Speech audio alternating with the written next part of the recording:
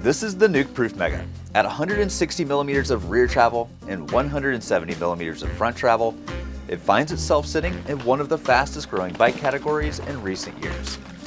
While I've always heard positive things about Nukeproof, it's been from afar. Ho ho ho! Holy crap! Up until just a couple of months ago, there was no US distribution for this popular UK brand, and sighting one in the wild stateside has been relatively few and far between.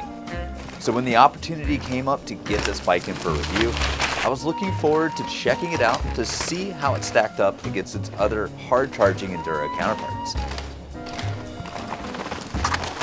With its 4-bar horse-link setup, it might seem a bit unassuming in an era where lots of new, wild and exotic suspension designs occupy industry media. But it's a long-standing, tried-and-true platform for good reason.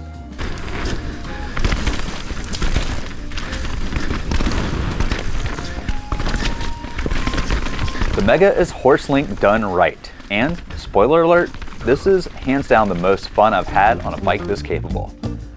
Before we get into my experience riding it, let's do a quick run through the build kit and pricing. The version I have here is the 290 Carbon Factory, and the first thing I have to say about it is just how impressive it is in person. The quality of the frame, paint, and overall attention to detail on this bike rivals any of the boutique brands out there. In fact, it's one of the highest quality finishes I've seen on any bike. The frame protection is solid and well thought out, and coupled with the tube-in-tube cable routing, the bike is really quiet. With a stout linkage design equipped with Enduro bearings, this bike is no nonsense and ready for whatever terrain and conditions you want to throw at it. And the frame comes stock with clear custom film protection. That's pretty cool in my book. It's equipped with a Shimano XT drivetrain, Shimano XT 4-piston brakes, a Fox 38 factory with Grip 2 damper, a Fox Float X2 factory, bike yoke dropper with a Nukeproof saddle, and the cockpit is tied together with a Nukeproof headset, Horizon 45mm stem, and a Horizon 25mm rise bar with Sam Hill signature lock-on grips. Now, all of this is rolling on DT Swiss EX 1700 wheels with their 350 ratchet hubs, wrapped up with a Maxxis DHR2 on the rear and an Assegai on the front, both in double down casing. At $6,600 US, this bike is my personal frontrunner as the best in its category for overall value, but my experience on this bike is really what impressed me the most. This bike inspires a little confidence. Before we get into those details, I want to give a big thank you to M+1 Bikes. M+1 is a dealer for Nukeproof here in the USA, and they're the ones who loaned me this Mega to review it for all of you. They also sell Yeti, Ibis, Rocky Mountain, Intense, and Cannondale. I put a link to their website in the description below, and by using code SEMI20, that's SEMI20, you can receive 20% off all in-stock items with fast free shipping and awesome friendly service. Thanks M+1. I've also teamed up with Spokex Custom Wheels and HandUp Gloves for more discounts and deals for all of you. And you can find the details for each of them down in the description as well. Okay, back to the review and the most important part. Let's talk about my experience on the Mega and who I think this bike is for. Hey. Hey, what's up? Are you having fun? So much fun. What are you doing? Filming for the Nukeproof Mega. Out here at Chunky, my favorite place. For reference, I'm 6 foot tall and typically ride a size large frame, which is what M+1 sent me for this review. The bike felt very comfortable, and the 475mm reach is my personal sweet spot. The head tube is 64 degrees, the chain stays are 440mm, and the overall wheelbase comes in at 1,251mm. With the 78-degree seat tube angle, the pedaling position also felt quite good. Even though it's a pretty long and slack design, the overall geometry felt well balanced and intuitive to ride. I didn't find myself needing much time at all to adjust to the bike. My first ride was on some local trails that are pretty pedally, and this review bike, it was set up with tubes and double down tires, which meant I had a lot of rotational weight working against me. But the pedaling efficiency of the bike was good enough that it didn't really bother me much. Once I got the bike up to speed, it was an exceptionally good platform to pump and pop my way down the trail with minimal effort. The kinematic on this bike is designed with a medium to low anti-squat, which keeps pedal kickback down and the suspension feeling free and open on the descents. Then as you drop down into the lower gears for climbing, the anti-rise increases for more pedaling efficiency.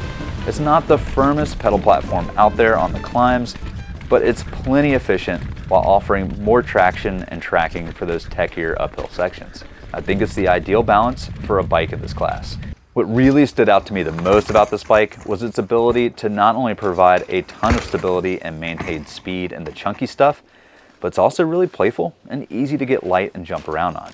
This played well with my preferred style of pumping and popping through tech to find as much flow as possible amongst the chatter. It makes you just want to like pull on the bars and go high. It's awesome. It's really fun. It's also not overly stable to the point of feeling sluggish or boring. It reminded me of what I'd imagine a burly enduro version of my Ibis Ritmo would be. I could immediately ride the Mega with the exact same style and approach, but with a lot of added confidence for smashing down the roughest terrain and steeps. God, it feels so good. After riding the bike a bit, I was curious to learn more about Nukeproof, so I reached out to them. Right away, I was really struck by how passionate they were about not only their brand, but the sport as well. I know that's kind of cliche, everybody thinking, hey, we're super passionate about bikes, but it really shined through with these folks. Each person I spoke to was genuinely excited about what they do, and every call would end with them putting me in touch with another person there to dive into another rabbit hole of passion. And none of this really surprised me, only because I could feel that energy the moment I first saw the bike in person. Now, some of you may remember that Nukeproof actually all began here in the US as a components manufacturer over 30 years ago. In the late 2000s, it was purchased by Michael Cohen and became the house brand for chain reaction cycles, where it's been developed into what it is today. The Mega was their first bike, and it was released in 2012. It was designed to meet the challenges of the renowned Mega Avalanche race. It's since become one of the Nukeproof team favorites, including its huge success on the World Enduro Series with Sam Hill. So that leads us to the ultimate question: who is this bike for? It's designed to be the downhiller's trail bike, and it's comparable to the likes of the Santa Cruz Mega Tower and Specialized Demo, capable of taking on the gnarliest terrain and big hits at whatever speeds you can handle. Its pedigree is charging hard and putting down fast times, making it a top contender for anyone doing some serious enduro racing. Now, even if you're not trying to push that edge of speed, the Mega still finds itself equally happy just out having fun on the mountain, popping off roots and rocks, airing out big jumps, and hucking the flat to your heart's content. Now, it's efficient enough to make the climbs comfortable, but makes no compromises when pointed downhill. This is the descender's bike through and through, no matter your flavor, and dollar for dollar, the Mega gets my vote for the best value.